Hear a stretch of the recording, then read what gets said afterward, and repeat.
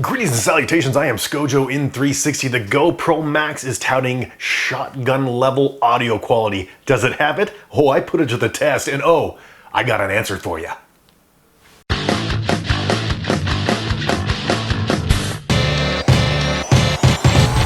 Welcome back to now the new Skojo in 360 studio. Good to be into a new home, into a new studio, and also good to be out with the GoPro Max. Now, I was a audio producer before I was a video producer, and I was also a professional musician, so I know a lot about the audio world. I'm very picky about it. Like, if you don't have good audio in your video, you don't have good video in my opinion.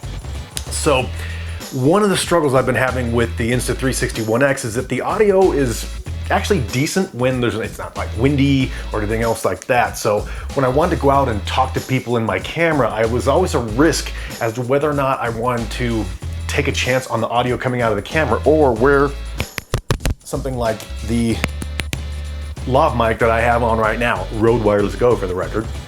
I usually ended up having to wear the lav mic, which means then you have to take audio in separately, and that's not always so much fun.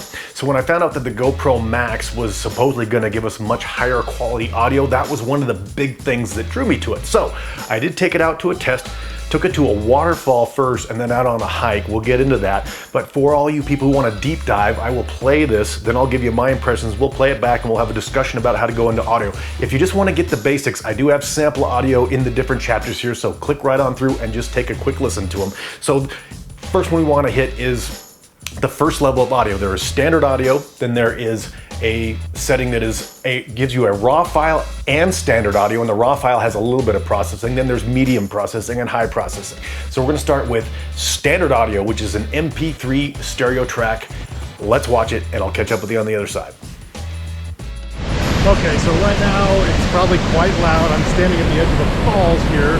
I'm shooting 1440 24 frames, so standard video. This is the standard audio selection. We're gonna see how it goes when I turn towards the falls.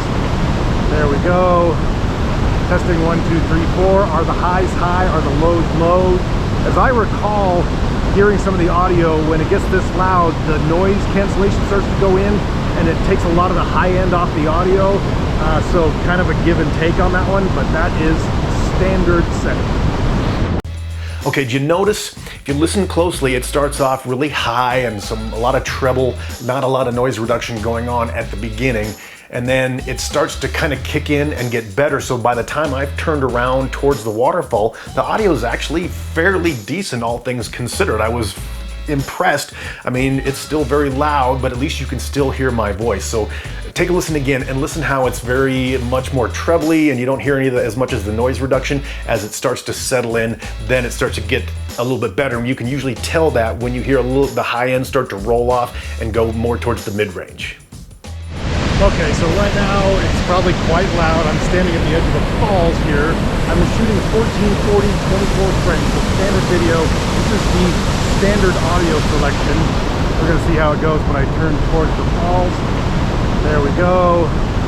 Testing 1, 2, 3, 4. Are the highs high? Are the lows low? Okay, the next setting is one where you get the standard audio and a raw audio file with minimal processing. Now, I will tell you right up front, when I got this file into Adobe Audition, it wasn't a very powerful file. I had to crank it up with some gain. So what you're about to hear does have some gain added to it, but I added no EQ, no standard processing to it. So again, this is the raw audio file. This is a separate audio file that will come with your clip with just minimal processing. Okay, this is basically the raw with minimal processing. Raw with minimal processing, turning towards the waterfalls. Again, this is 1440, 24 frames per second, raw with minimal processing. So how are the highs, how are the lows?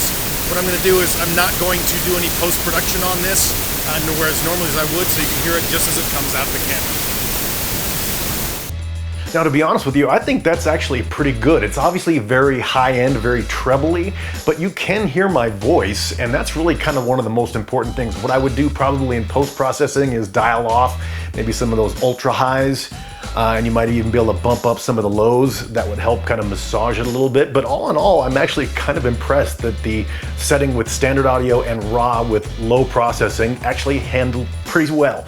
Now we're going to go on to something surprising. We're going to go to the standard audio with the raw audio file and moderate processing. Take a listen. Okay, this is 1440, 24 frames per second with raw audio track, medium processing. Medium processing, again, listen for, you know, is it brittle or is it sound like I'm in a tunnel, that kind of stuff. I will go over these things once I get this back into my edit bay, and we will, I'll give you some impressions, even though I don't do impressions. Wah wah.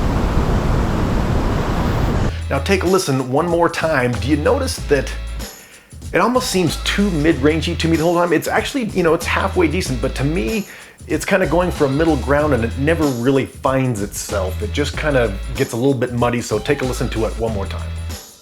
Okay, this is 1440, 24 frames per second with raw audio track, medium processing. Medium processing, again, listen for, you know, is it brittle or is it sound like I'm in a tunnel, that kind of stuff.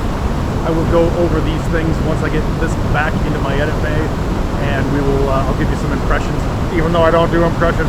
Wah wah. So again, what I think is it just kind of doesn't get the best of both worlds. It tries to go down the middle and it doesn't really succeed, which makes this next thing quite interesting, because now we're going to do the one that comes with standard audio and a raw file with heavy processing. Now I'll be honest with you, whenever I hear that someone else is putting a lot of processing on something, I get nervous because oftentimes the processing kills it. But take a listen to this. Is again standard audio with raw with high processing. Okay, now this is raw audio with high processing. There'll be a lot of compression, noise reduction. Do I sound like I'm in a tunnel? Right now all I hear is water rushing by. But again, you know, listen for, is this something right out of the camera that you're gonna like to hear without having to process? Because I can do audio processing, but I don't like to have to spend extra time on it. So if I can get audio right out of the camera, then more power to all of us. That actually sounds pretty good. I mean, again, there was some treble in there, but there was a good balance of everything. And again, that's only with some gain added to it. You could go in there and add some EQ and actually get a pretty good send out of that. So I guess if I had to rank them in the order of which ones I liked best, I liked the standard with the raw and high processing. That was probably my favorite one. So you use that if you're like in a situation where you want to make sure you're going to get some good clean audio, or the standard or the light processing. None of them were horrible. I'm actually very impressed with how it sounded, considering how loud those falls were behind me. So all in all, I'm giving those settings double thumbs up. Let's just keep that going. Now let's talk about wind reduction.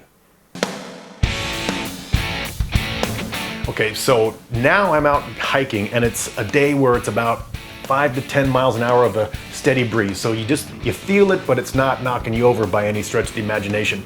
The first setting I had was auto for wind reduction. That is in your little screen. You can swipe to it, and you will want to adjust this depending on the day. So first here, auto on the wind setting. And this is the wind reduction set to auto. It is also standard audio, no raw audio. And I don't know if you can hear it or not, but yes, there is some wind. It would normally be noticeable on other cameras. How's it doing? Now that wasn't half bad. I actually was fairly impressed because it's on auto. A lot of times it lags a little bit because it's not on until it needs to be on. But again, let's listen to it one more time. You will hear a couple of times where maybe the wind reduction didn't kick in quite as quickly. And this is the wind reduction set to auto. It is also standard audio, no raw audio. And I don't know if you can hear it or not, but yes, there is some wind. It would normally be noticeable on other cameras. How's it doing?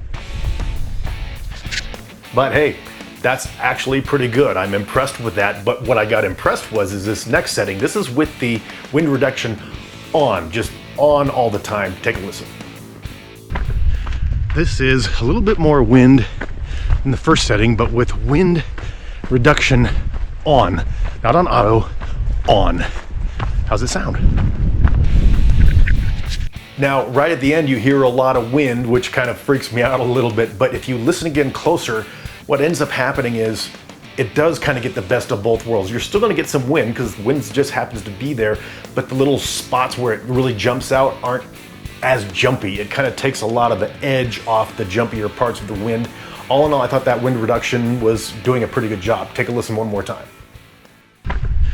This is a little bit more wind in the first setting, but with wind reduction on, not on auto, on.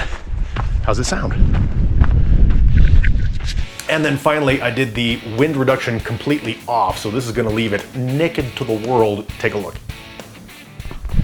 This is with wind reduction off. Now, of course, it's not as windy as it was just a second ago when I recorded the other stuff, but you'll get the idea.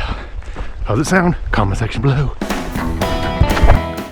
Even that wasn't too bad. Obviously, you heard a lot more wind, but the audio itself was actually pretty clean. It gives you more to choose from if you go into editing. If you want to actually massage your audio in editing, it actually gave you quite a bit to work with. You just kind of got a little bit hosed on the wind part. So all in all, what I would suggest, if you want to get the best audio, you're going to want to use the raw setting with high processing. And you're gonna have to go in and massage that in post with the wind reduction on if it's windy at all. If it's not, then put it on auto and you're fine. But if you know you're gonna run into some wind, put it to wind reduction on. All right, well, that is all I have for today. I have to say I am impressed with the GoPro Max's audio. Could be better at times, but I have played around with it enough to know that it makes for a good solid sound. I would say their claim towards better audio and shotgun level quality audio is true. All right, I'm ScoJo in 360. Thanks again for tuning in. I have crossed over into year number 2. Let's rock and or roll.